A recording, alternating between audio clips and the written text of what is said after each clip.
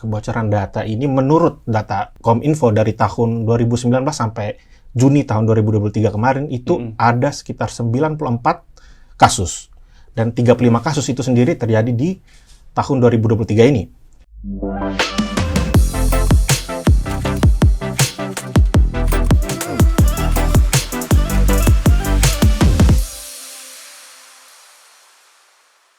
Halo teman-teman, kembali lagi di Tech It Easy. Kembali lagi bersama saya Alfredo Gumilang. Kali ini kita akan membahas tentang kebocoran data.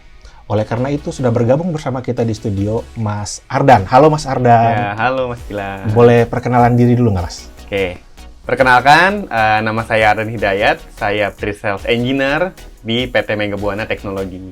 Mas Ardan, kita nih bakal ngebahas tentang kebocoran data. Nah, kebocoran data ini menurut data Kominfo dari tahun 2019 sampai Juni tahun 2023 kemarin itu ada sekitar 94 kasus. Dan 35 kasus itu sendiri terjadi di tahun 2023 ini. Itu menurut Mas sendiri itu apa pendapat dari Mas Ardan sendiri? Oke, kalau menurut pendapatku ya Mas ya, mungkin bisa dibilang kita ya sangat disayangkan banget nih kalau perusahaan ini nggak ngejaga dan nge-keep banget data mereka gitu ya. Apalagi kan yang namanya data kan konfidensial gitu ya.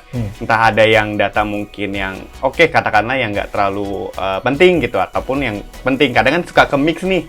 Orang juga nggak aware, akhirnya datanya bisa ditaruh atau di-put di sembarang tempat kayak gitu kan. Bener. Namanya juga manusia kan, kadang kalau misalnya udah ngomongin soal data gitu ya, terus kebanyakan kerjaan namanya hektik kan udah kanan kiri, udah rame banget nih. Akhirnya dia salah share filenya ke orang yang mungkin bisa jadi nggak punya privilege di ngeliat data itu, ataupun misalnya emang datanya konfidensial harusnya dijaga, akhirnya bocor kemana-mana kayak gitu. Gitu. Jadi lebih ke arah human error-nya ya Mas ya? Betul. Gitu. Apalagi kalau seandainya saya lihat dari perspektif dunia perusahaan ya Mas ya, itu kan sangat berbahaya kalau seandainya sampai ada human error di sharing data penting itu berbahaya sekali Mas. Kira-kira itu ada ini nggak sih Mas? Ada cara biar mengurangi hal ini? Ada, mungkin kalau misalnya kita ya, dari kita pribadi ya, Mas Gilang, ataupun saya gitu ya, mungkin hal pertama yang mungkin gampang banget, kita bisa yang namanya cross-check dulu nih data kita. Betul kan? Kita harus aware diri kita sendiri, data yang mau kita share ini sebenarnya konfidensial atau enggak gitu sih, kayak gitu. Karena kalau misalnya kita nggak aware aja, ya udah, akhirnya kesalahan bisa jadi di diri kita.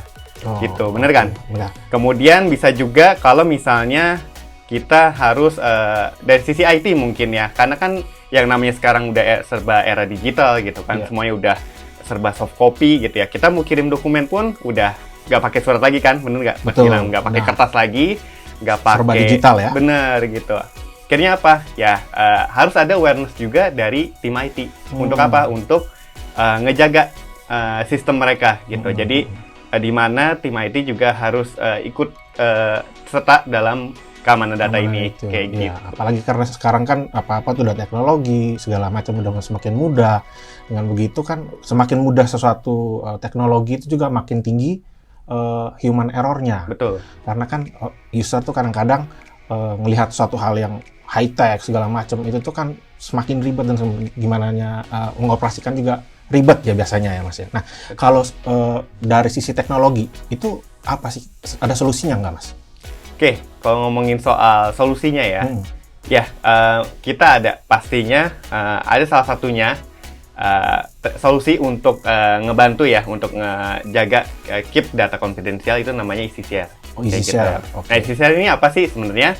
Easy share itu software enterprise file sharing untuk jadi kita saling bertukar data dan kolaborasi. Baik itu dengan pihak internal, mungkin di dalam satu organisasi atau company gitu ya, ataupun dengan pihak eksternal, yang dimana gitu. orangnya mungkin yang orang-orang di luar kantor, kayak gitu.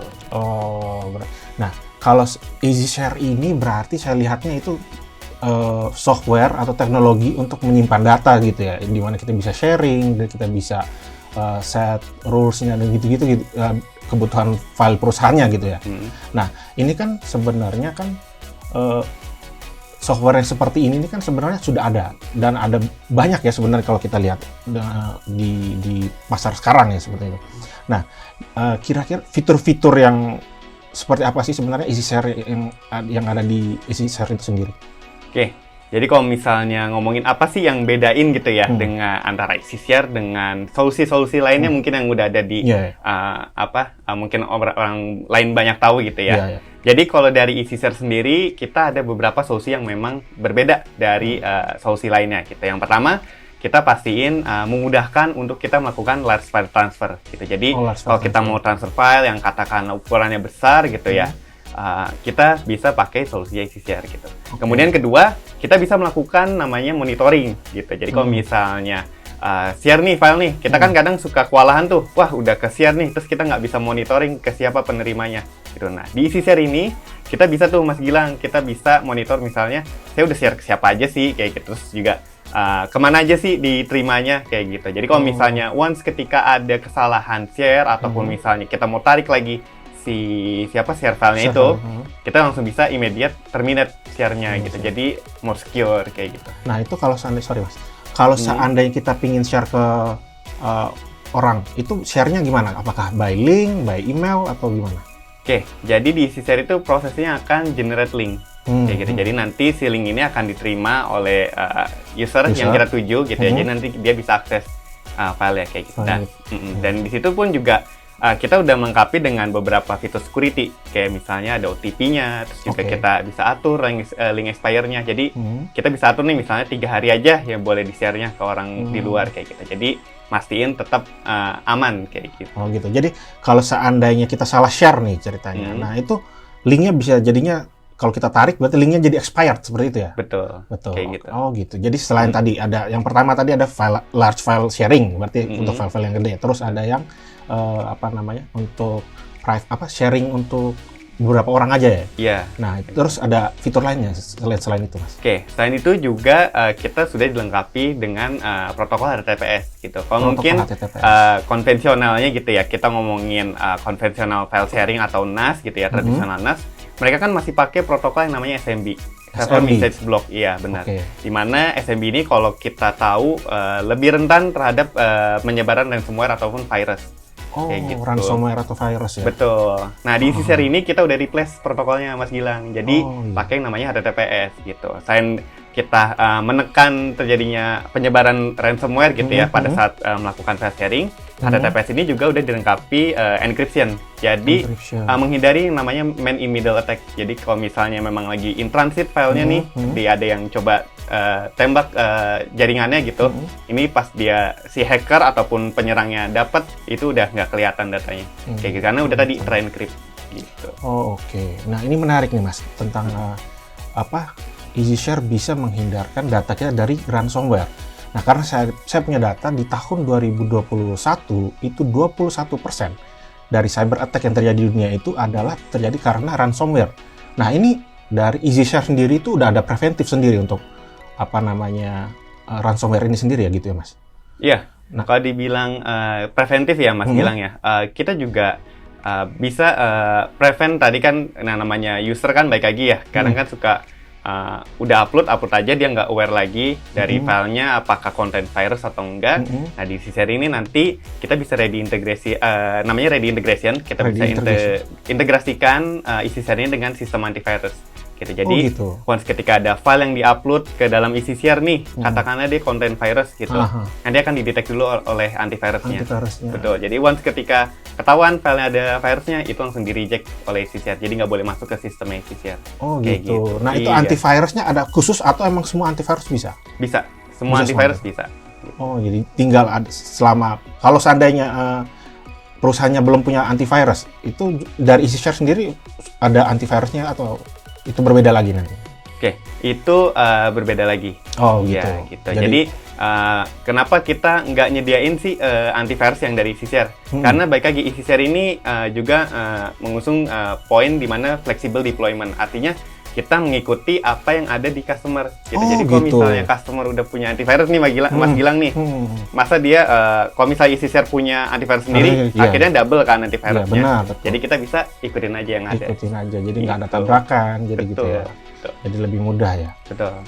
Nah, kalau seandainya di EasyShare itu kan ada banyak fitur-fiturnya yang tadi ya.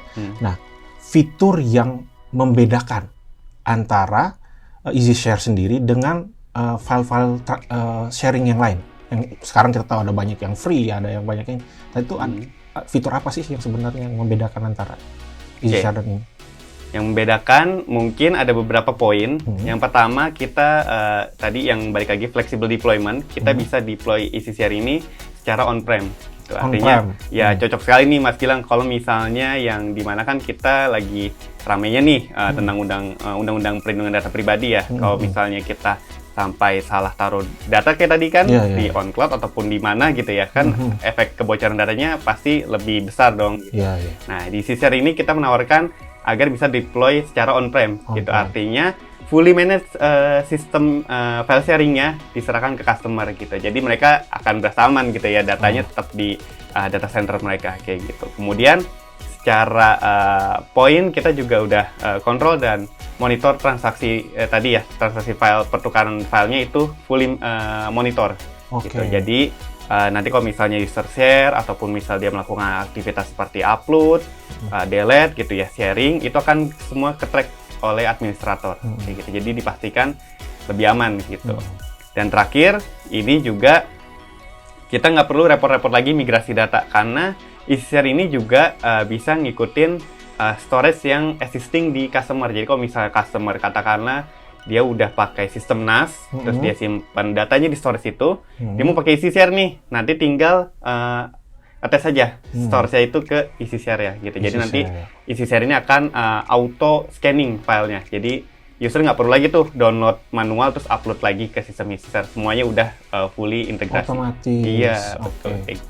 Oke, ini menarik ya teman-teman, karena banyak perusahaan sekarang itu, yang apalagi perusahaan-perusahaan Indonesia, itu kan harus menaati undang-undang yang baru ya Mas ya? Betul. Soal tentang privasi data. Betul. Nah, buat teman-teman, perusahaan teman-teman yang sebenarnya ingin menyimpan data teman-teman tetap di Indonesia, namun tidak perlu sistemnya itu seperti cloud juga ya sistemnya, jadi terorganisir seperti itu ya? Ya, bisa dibilang kayak kita nge-build private cloud lah. Private cloud gitu. Benar, ya? Gitu. Nah, jadi teman-teman nggak perlu lagi harus menyewa cloud di luar sana, tapi bisa menggunakan EasyShare untuk memanage file, lalu filenya sudah aman, terjamin dan gampang dan mudah ya tadi ya. Untuk. Nah, seberapa mudah sih Mas? Bisa ditunjukin nggak Mas? Boleh. Cara ngedit. Jadi mungkin aku akan show ya gimana boleh. Ke Mas Gilang dan gimana caranya kita pakai EasyShare gitu. Boleh. Oke. Jadi ini ya Mas Gilang, aku akan coba show gimana sih dan semudah apa pakai EasyShare gitu ya. EasyShare. Ini dashboardnya ya Mas ya? Betul, ini dashboardnya. Oh gitu. Ini semudah dengan akses dari browser aja ya selama? Iya. Oke, ini selain dari browser, dari mana aja bisa diaksesnya EasyShare ini, Mas? Oke, EasyShare ini juga dia support multiple platform. Gitu. Jadi kalau misalnya nanti mau Mas Gilang nih akses dari web browser, itu bisa. Dari desktop, kayak misalnya Windows, macOS, itu bisa. Dan juga mungkin yang lebih fleksibel, mobile gitu ya, lewat iOS ataupun Android itu bisa juga. Oh gitu. Jadi sekarang udah support semua aplikasi yang banyak orang pakai sekarang ya? Iya, betul. Oke, nah ini kalau ini sendiri nih servernya apa nih? Di cloud apa on-premise ini? Iya, ini yang saya show itu ada di cloud. Oh, di cloud. Iya. Jadi oke ya teman-teman ya. Jadi ini tidak cuma untuk on-premise, tapi untuk perusahaan-perusahaan yang udah nyimpan datanya di cloud juga bisa pakai EasyShare untuk keamanan data dan kemudahannya. Gitu. Oke Mas, kita lanjut nih Mas. Ini gimana nih Mas kalau saya ingin share file? Oke. Kalau kita mau share file ya, ini cukup mudah. Jadi nanti tinggal di klik aja, kemudian nanti kita tinggal bisa klik kanan, ya. Terus kita pilih share. Ini ada sini opsi share. Nah, ini ada beberapa menu Mas Gilang. Jadi kalau misalnya kita mau share, ya semudah kita input aja namanya, nama si penerima siapa, terus juga emailnya. Dan juga kita kasih nomor teleponnya untuk OTP-nya. Nanti akan dikirimkan OTP-nya. Nomor HP jadi masuk ke sini? Iya, betul. Jadi ketika saya ingin buka filenya, saya harus pakai OTP yang dari itu tadi? Betul. Oh gitu, jadi se-secure itu ya Mas ya? Betul, jadi nanti nge-prevent nih buat orang yang mungkin nggak sengaja nih linknya ke-share ke orang lain. Nah orang lain kan nanti akses tuh ya. Betul, pas akses itu kan dia nggak keterima OTP-nya, karena OTP yang kita daftarin cuma si nomor yang nomor yang itu aja. Betul. Berarti sampai se-secure itu. Nah ini message-nya untuk apa nih Mas kira-kira? Message ini cuma untuk catatan aja, jadi misalnya halo Mas Gilang, kirim file ya gitu. Oh gitu. Oh ini bisa sampai share with view only. Jadi kalau kita tidak ingin penerima kita bisa ngedit, kita bisa set view only gitu ya? Ya, betul. Nah, view only ini juga dilengkapi watermark, Mas Gilang gitu. Jadi kalau gitu? misalnya kita pakai yang opsi view only, nanti si penerima ini selain nggak bisa download, itu udah dilengkapi watermark si email penerima. Oh, nggak bisa di-download gitu? Betul. Wah, itu apalagi ini untuk data-data ini ya, Mas ya, data-data yang butuh hanya untuk di preview ini penting banget ini fitur ini seperti ini ya Mas ya. Dan ini tidak ada, saya belum pernah nemu di file sharing yang lain ini. Bisa sampai ada watermark dan gitu, itu aman sekali ya. Ya. Nah, itu setelah itu gimana Mas kalau dilanjutin Mas? Dan itu juga kita bisa lengkapi nih Mas Gilang pakai link expire-nya. Jadi kayak tadi kita bisa state misalnya hanya boleh 3 hari nih filenya diakses gitu, atau bisa 4 hari. Kita bisa atur di sini.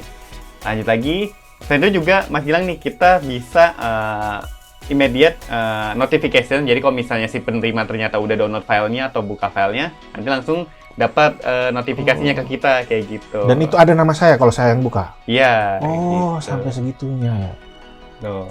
Dan yang terakhir, ini kita bisa atur berapa kali dia hanya bisa download gitu. Misalnya kita bolehin dia cuma 3 kali download gitu. Nanti pas download keempat kalinya itu udah di expire, udah di block kayak gitu. Oh, seperti itu. Nah, ini ada report nggak? Misalkan saya share kemana aja gitu.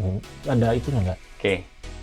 Ini nanti kita bisa monitor lewat administrator nih, Mas Gilang. Jadi nanti tuh kalau misalnya kita share, nah ini kelihatan ya tracknya. Jadi ada siapa aja sih kita pernah nge-share kayak gitu ya. Terus juga file apa yang di-share, ada nama filenya gitu. Ada nama penerimanya juga. Terus nanti kalau misalnya kita ekspor nih, nanti kelihatan juga nih IP address-nya dari mana sih akses filenya kayak gitu. Oh, seperti itu. Nah, ini teman-teman ini detail banget kita lihat ya. Ini tidak ditemukan di file-file sharing yang lain ini lengkap banget. Nah, Mas, ini kalau seandainya nih orang mau memakai EasyShare, itu harus gimana, Mas? Oke, kalau misalnya nanti mau coba EasyShare, kita bisa akses ke easyshare.megabuana.id. Gitu, nanti di sana Mas Gilang bisa nih request untuk free trial untuk kita coba-coba nih fiturnya dari EasyShare kayak gitu. Oke, makasih banyak Mas Ardan untuk insight-nya. Mas.